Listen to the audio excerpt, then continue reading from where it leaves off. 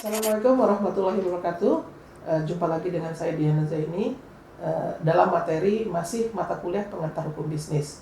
Kita masuk ke materi lanjutannya. Tujuan GATE, didirikannya GATE itu pertama kali atau dibentuknya GATE itu pertama meningkatkan taraf hidup umat manusia di dunia, meningkatkan kesempatan kerja atau membuka lapangan kerja yang seluas-luasnya, kemudian meningkatkan pemanfaatan kekayaan alam dunia, serta meningkatkan produksi dan tukar-menukar barang. Nah, 3 fungsi utama GATE yang perlu saudara ketahui adalah dia sebagai the rules of the road for trade. Dia adalah sebagai perangkat dari ketentuan multilateral dalam bidang perdagangan, ya. Kebijakan-kebijakannya, tindak tanduk pelaku bisnisnya, itu semua diawasi oleh GATE yang menjadi anggota GATE. Kemudian 2, sebagai suatu forum atau wadah perundingan perdagangan dalam diupayakan dengan praktek perdagangan dapat dibebaskan dari rintangan-rintangan yang mengganggu jalannya liberalisasi perdagangan dunia.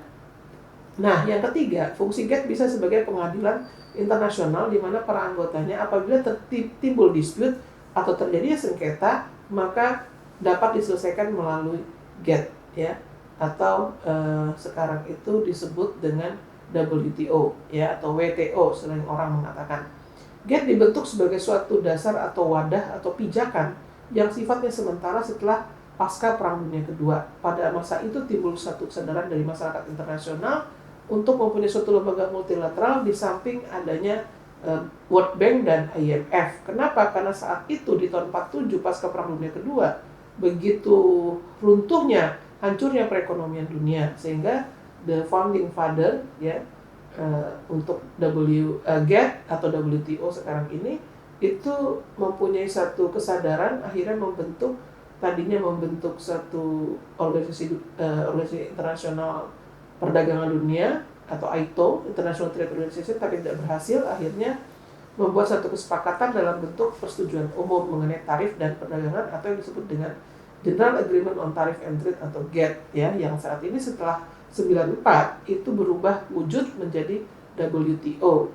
Nah, sistem GATT meskipun sudah berubah menjadi WTO itu tidak berubah peraturannya, bahkan ditambah. Ya, prinsip-prinsip dari GATT yang sudah dibentuk dan disepakati dalam GATT itu tidak diubah. Dan kemudian sejak dibentuknya WTO bahkan itu prinsip-prinsipnya ditambah, ya. Kemudian di dalam World Trade Organization pasca tahun 94, ya, itu dibentuk yang namanya Organisasi Perdagangan Dunia atau WTO, di mana di Indonesia untuk berlakunya WTO ini sejak keluarnya Undang-Undang Nomor 7 Tahun 94 mengenai the establishment mengenai the World Trade Organization, ya, yang terkait dengan Undang-Undang Nomor 7 Tahun 94. Artinya sudah diundang-undangkannya Undang-Undang Nomor 7 Tahun 94, maka Indonesia dianggap sah meratifikasi Agreement Establishing the World Trade Organization, ya, Organisasi Perdagangan Dunia. Oleh karena itu, negara Indonesia pun harus melaksanakan apa yang ada dalam prinsip-prinsip dan tujuan dari dibentuknya baik GATT maupun WTO. Nah, sedangkan fungsi WTO sendiri adalah mendukung pelaksanaan administrasi dan penyelenggaraan persetujuan yang telah dicapai untuk mewujudkan sasaran persetujuan-persetujuan tersebut. Yang kedua merupakan forum perundingan bagi negara-negara anggota mengenai persetujuan yang telah dicapai, termasuk keputusan-keputusan ditentukan kemudian dalam pertemuan tingkat menteri. Kemudian yang ketiga, mengadministrasikan pelaksanaan ketentuan mengenai penyelesaian sengketa perdagangan internasional. Tadi saya katakan dia sebagai dispute settlement, ya, penyelesaian sengketa. Kemudian keempat, mengadministrasikan mekanisme dan tinjauan kebijakan di bidang perdagangan. Dan yang kelima, menciptakan kerangka kerjasama internasional dengan Dana Moneter Internasional atau IMF dan Bank Dunia serta badan-badan lainnya yang terafiliasi.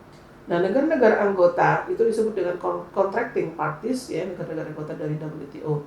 Istilah GATT, istilahnya yang sebenarnya bukanlah member, tetapi disebut dengan bukan anggota, ya, bukan member, tapi contracting party.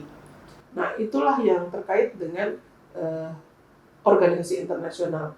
Oleh karena itu, untuk materi pengantar hukum bisnis, saya cukupkan sampai di sini. Terima kasih. Wassalamualaikum warahmatullahi wabarakatuh.